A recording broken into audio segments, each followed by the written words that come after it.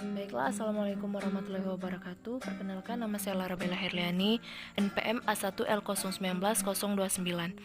Saya dari Program Studi Bimbingan dan Konseling Universitas Bengkulu. Baiklah, di sini saya akan menyampaikan mengenai materi konsep dasar dan pengertian psikologi konseling. Saya dari kelompok 1, anggota kelompok kami yaitu Salindra Paradaya Bahasana, Lara Bella Herliani, dan Abrar Ibrahim Putra. Konsep dasar dan pengertian psikologi konseling. Materi yang pertama yaitu mengenai pengertian psikologi. Yang kedua mengenai pengertian konseling. Yang ketiga pengertian psikologi konseling. Yang keempat tujuan psikologi konseling. Yang kelima jenis-jenis konseling. Yang keenam pendekatan dalam konseling. Yang ketujuh keterampilan dasar konseling. Yang pertama yaitu pengertian psikologi.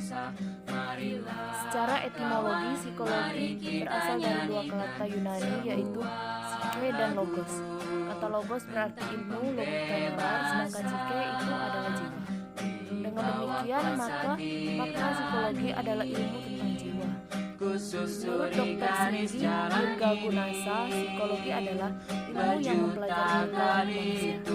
Sedangkan menurut Plato dan Aristoteles, psikologi adalah ilmu yang mempelajari tentang hakikat jiwa serta prosesnya sampai akhir.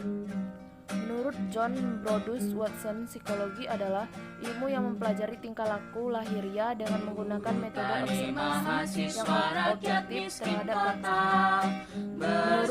Menurut Wilhelm Wundt, psikologi adalah ilmu yang mempelajari pengalaman-pengalaman yang timbul pada diri manusia seperti perasaan panca indera, pikiran, feeling, dan kehendak. Yang kedua, pengertian konseling.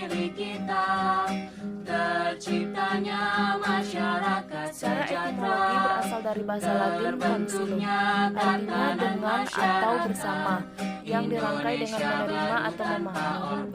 Menurut Winkel, konseling adalah serangkaian kegiatan pokok dalam bentuk bimbingan tujuan agar konseli dapat mengambil keputusan sendiri atas dasar tanggung jawab terhadap berbagai persoalan yang dihadapinya.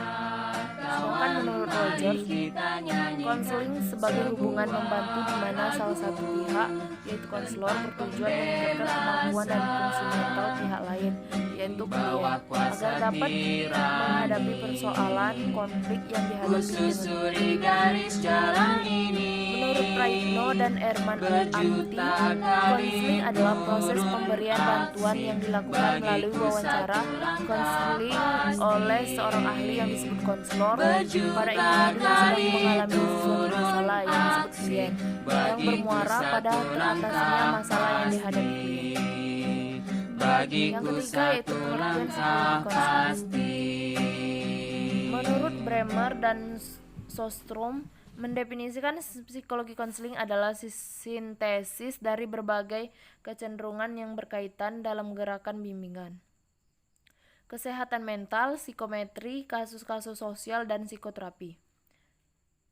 Psikologi konseling adalah suatu kegiatan yang dibangun melalui adanya interaksi antara klien dengan psikolog atau konselor untuk mengidentifikasi persepsi, kebutuhan, nilai, perasaan, pengalaman, harapan, serta masalah yang dihadapi klien. Yang keempat, tujuan psikologi konseling.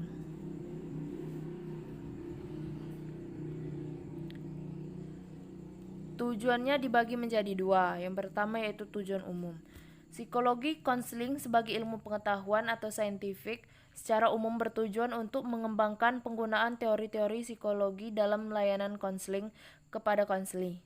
Teori-teori psikologi ini diantaranya teori psikologi Freudian, teori psikologi behavioristik, dan teori psikologi humanistik. Yang kedua yaitu tujuan khusus. Secara khusus, tujuan psikologi konseling adalah untuk melakukan pengkajian secara sistematis, logis, dan objektif terhadap variabel-variabel konseling. Yang kelima, jenis-jenis konseling. Jenis-jenisnya yaitu yang pertama, krisis konseling. Konseling krisis dilakukan bila kondisi klien memerlukan penanganan dengan segera, misal terkait dengan usaha bunuh diri, harus segera mengambil keputusan. Yang selanjutnya yaitu fasilitatif konseling. Masalah lebih terkait dengan beban psikologis yang dialami atau dirasakannya. Klien memerlukan tempat untuk berbicara dan curhat. Yang selanjutnya preventive counseling. Tujuannya yaitu untuk mencegah seorang jatuh ke dalam masalah atau mencegah masalah yang dihadapi menjadi lebih berat. Hal yang potensial membawa masalah pergaulan, HP, internet, situs jaring sosial, dan sebagainya. Selanjutnya developmental counseling. Masalah-masalah yang mungkin terkait yaitu penyesuaian diri dengan perkembangan, misal pengembangan konsep diri yang positif. Selanjutnya problem solving counseling. Pemecahan masalah mungkin muncul dengan sendirinya selama proses konseling, tetapi sering ada masalah yang memerlukan strategi khusus untuk memecahkannya. Materi selanjutnya yaitu pendekatan dalam konseling. 3 pendekatan utama dalam konseling. Pertama, psikodinamika. Psikodinamika merupakan teori yang menjelaskan perilaku kepribadian dalam arti dinamika energi yang tidak disadari dalam diri seseorang. Yang kedua, behavioristik. Pendekatan behavior merupakan suatu proses di mana konselor membantu konseli untuk belajar memecahkan masalah interpersonal, emosional, dan keputusan tertentu yang bertujuan ada perubahan perilaku pada konseli. Dan yang ketiga yaitu eksistensial humanistik. Pendekatan eksistensial humanistik berfokus pada sifat dan kondisi manusia yang mencakup kesanggupan untuk menentukan nasib sendiri, kebebasan, dan tanggung jawab. Dengan memberikan konseling eksistensial humanistik secara efektif, siswa dapat mengembangkan sekaligus dapat menemukan jati dirinya. Yang ketujuh, keterampilan dasar konseling, yaitu mendengarkan. Mendengarkan adalah kemampuan konselor untuk menyimak atau memperhatikan penuturan konseli selama proses konseling berlangsung. Yang selanjutnya yaitu bertanya. Kemampuan konselor mengajukan pertanyaan-pertanyaan pada sesi konseling. Selanjutnya parafrase, yaitu cara merefleksikan atau menegaskan kembali pada konseli poin penting dari pembicaraan konseli secara lebih jelas dan dengan menggunakan kata-kata konselor sendiri. Yang selanjutnya yaitu empati, yaitu kemampuan untuk memahami apa yang orang lain rasakan dan pikirkan oleh konseli. Selanjutnya klarifikasi, yaitu suatu respon konselor untuk mendorong konseli untuk memperjelas apa yang sebenarnya sedang dirasakan dan dialami konseli saat ini. Dan yang terakhir yaitu problem solving, yaitu kemampuan untuk menyelesaikan segala masalah dan mengambil keputusan yang sulit.